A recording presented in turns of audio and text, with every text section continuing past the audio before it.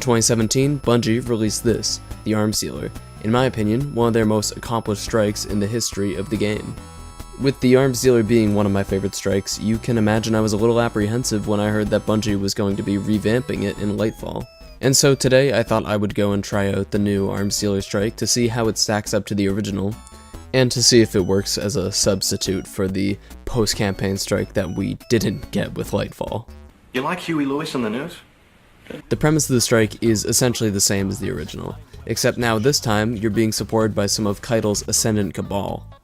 These guys are pretty cool and they actually do put in some work, which is really nice. The story of the strike has changed a little bit, now where instead of Brachus supplying munitions to the Red Legion, he's supplying it to the Shadow Legion. Throughout the strike, as well as the Ascendant Cabal, I also had two blueberries with me.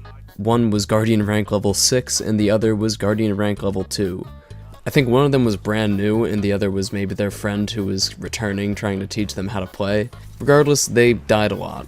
And I didn't really want to carry them too hard because, while I probably could just glaive melee everything to death in the strike, that wouldn't really be a good, learning experience for them. And so when they fell, I just picked them right back up and said, go get 'em, sport.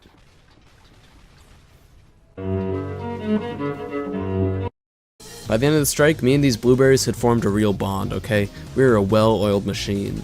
On top of that, we had a platoon's worth of freed Cabal backing us up.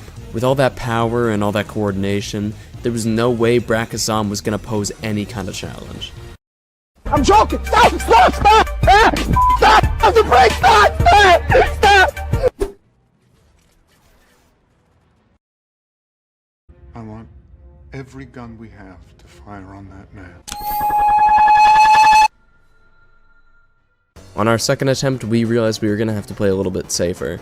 After dropping my super, we took out the turrets and then focused on Zahn, who, as it turns out, is actually properly damage gated in this version. To subtly hint at what you're supposed to be doing right now, the ghost says this.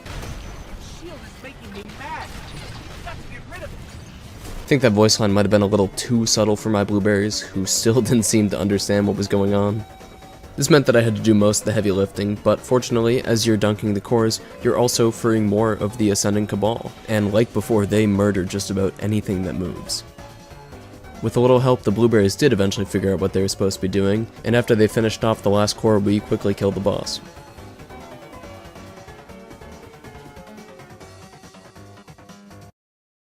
Overall, I'd say that while Bungie has definitely made this strike more time-consuming and a little harder, it's definitely still one of the better strikes in the game, and I think by default, having allies spawn the mission is going to give it a leg up over every other strike in the game for me. I really hope that when they revamp Exodus Crash later this year, they follow suit and add some of the House of Lightfall that showed up in Season of Plunder.